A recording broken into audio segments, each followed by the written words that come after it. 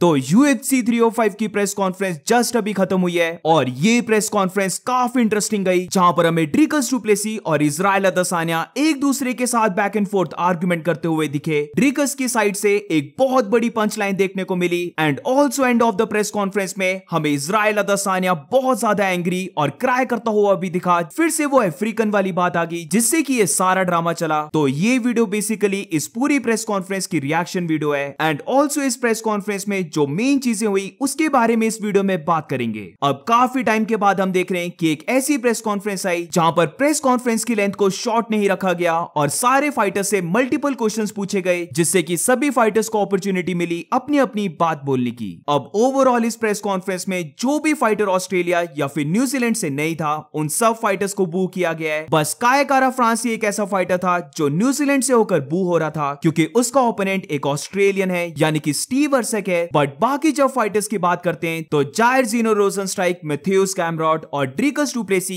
ये सारे फाइटर्स बू हुए। तो स्टार्टिंग में ही ड्रिकस से एक काफी अच्छा क्वेश्चन पूछा जाता है जहां पर उससे अदसाने ने जो डिक पिक को शेयर किया था उसके बारे में पूछा जाता है। तो यहां पर ड्रिकस डू प्लेसी ये कहता है कि ये काफी वियर्ड है कि इजराइल अदसानिया उसकी डिक पिक को सर्च कर रहा है जब वो टीनेजर था और बेसिकली अदसाने को खुद को चेक करने की जरूरत है कि वो टीनेजर्स की डिक पिक को क्यों सर्च कर रहा है। अदसाने इसका रिप्लाई देता है कि इट्स लुकिंग लाइक कोई तो मैड हो चुका है और उसे ट्रोल करते हुए अदसाने ये भी कहता है कि उसे वरी करने की जरूरत नहीं है क्योंकि मे भी उस सुबह बहुत ज्यादा ठंड हो। अब एकदम से यहां पर ड्रिकस इसका फिर से रिप्लाई देता है जहां पर वो ये कहता है कि वरी तो अथॉरिटीज को होना चाहिए कि वो एक टीनेजर की डिक पिक्स को क्यों सर्च कर रहा है। अब इसके बाद बेसिकली काय कारा फ्रांस और स्टीव अर्से की अगर थोड़ी सी बात करें तो इन दोनों फाइटर्स ने बहुत ही बेसिक से आंसर दिए, जहां पर काय कारा फ्रांस ये बोलता है कि वो स्टीव अर्से को लुक पास नहीं कर रहा है बट वो जानता है कि वो खुद बेस्ट फ्लाईवेट फाइटर है और वो इस फाइट में स्टीव अर्से को नॉकआउट करने का देखेगा।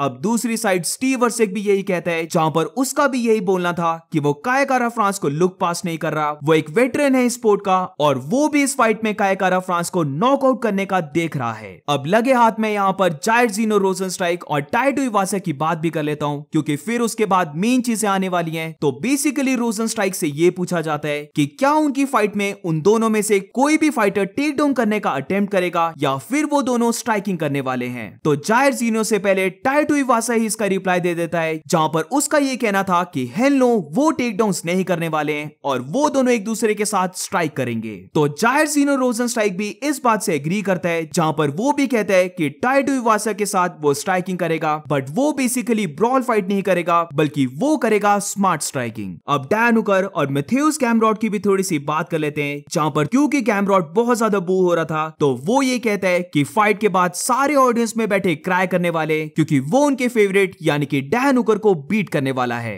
अब डैन हुकर ने ज्यादा कुछ मैथ्यूज कैमरॉट के ऊपर डायरेक्टली नहीं बोला है, जहां पर वो बेसिकली कहता है कि उसने भी कुछ चीजों को प्रिपेयर किया है और ये फाइट वो जानता है कि काफी मुश्किल है बट वो पूरी तरीके से रेडी है मैथ्यूज कैमरॉट के साथ फाइट करने के लिए। अब इसके बाद ड्रिकस और अदसाने से भी काफी बेसिक क्वेश्चंस पूछे जाते हैं, तो उनको स्किप करते हुए मेन टॉपिक पर आते हैं, जहां पर बेसिकली अदसाने ये कहता है कि वो सबको रिमाइंड करवाएगा कि वो कितना ज्यादा ग्रेट है और जैसे कि ड्रिकस को बेल्ट की जरूरत है अपने आप को ग्रेट बोलने की, वैसे उसे नहीं जरूरत है क्योंकि वो बेल्ट के साथ या फिर इवन बेल्ट के बिना भी बेस्ट फाइटर है। ड्रिकस जैसे फाइटर ने उसे मोटिवेट किया है इस फाइट को करने के लिए और इसीलिए वो सबको इस फाइट में शो करने वाला है कि वो कितना ज्यादा ग्रेट है। अब इसके बाद जब ड्रिकस की बारी आती है तो उसे ये पूछा जाता है कि उन दोनों के बीच में जो ऑड्स हैं वो बहुत ज्यादा क्लोज आ चुके हैं। तो यहां पर ड्रिकस इसका रिप्लाई देता है कि अब लोग उसके ऊपर मनी लगाने लग पड़े क्योंकि लोग भी जानते हैं कि वो कितना ज्यादा मोटिवेटेड है और वो अदसाने की तरह मोटिवेटेड नहीं है, जहां पर इजराइल अदसाने को उसकी जरूरत पड़ी थी मोटिवेट होने की बट वो किसी पर्सन से मोटिवेट नहीं होता है बल्कि वो सिर्फ मोटिवेट होता है ग्रेटनेस से। इसके बाद जो मोमेंट आती है वो इस पूरी प्रेस कॉन्फ्रेंस की सबसे बेस्ट मोमेंट थी, जिधर ड्रिकस के बोलने के बाद इजराइल अदसानिया एकदम से रिपोर्टर से पूछता है कि वो इस फाइट में अंडरडॉग कब बना। तो यहां पर ड्रिकस एकदम से इसका रिप्लाई देता है कि कोई भी डॉग के बारे में बात नहीं कर रहा, तो इजराइल अदसानिया को चिल होने की जरूरत है।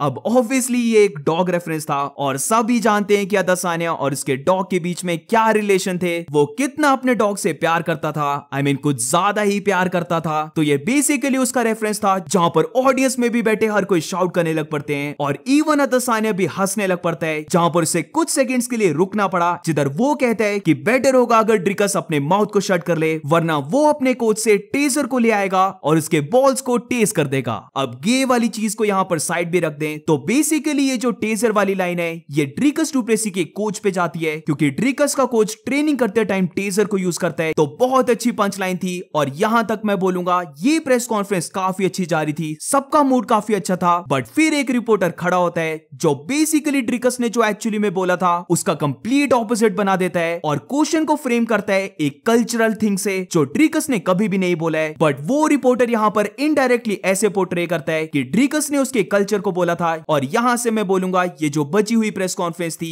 ये प्रेस कॉन्फ्रेंस बहुत नेगेटिव बन गई। तो यहां पर रिपोर्टर अदसानिया से ये पूछता है कि जब वो अपनी बेल्ट को विन करेगा तो क्या वो अफ्रीका जाएगा, तो इसका अदसानिया रिप्लाई देता है कि बेल्ट को विन करने के बाद वो फॉर श्योर वापस नाइजीरिया जाएगा और फिर उसके बाद वो साउथ अफ्रीका भी जाएगा, वो वापस न्यूजीलैंड भी आएगा और वो बेसिकली पूरा वर्ल्ड टूर करने वाला है। अब ऑब्वियसली यहां पर जिस वे से ये क्वेश्चन फ्रेम किया गया था इसीलिए यहां पर ड्रिकस चुप नहीं बैठा और वो यहां पर एक फैक्चुअल और बहुत ही सही रिप्लाई देता है कि जो वो वर्ल्ड टूर कर रहा है क्या वो वहां पर अपने सर्वेंट्स को भी साथ में लेके जाएगा। अब ये सुनने के बाद अदसानिया बहुत ज्यादा एंग्री हो जाता है, जहां पर वो अपनी स्ट्रगल बताने लग पड़ता है कि वो और उसके फादर सुबह के 4 बजे बैंक को क्लीन करने जाते थे और उसकी मदर स्टडी करती थी नर्स बनने के लिए। तो ड्रिकस उसके बारे में कुछ भी नहीं जानता तो उसे अपने माउथ को शट करने की जरूरत है। ड्रिकस यहां पर उसका रिप्लाई देता है कि वो पहला ऐसा अफ्रीकन चैंपियन है जो अफ्रीका में ही बॉर्न हुआ था, वहीं पर अपनी ट्रेनिंग की और वहीं से अपनी बेल्ट को विन किया।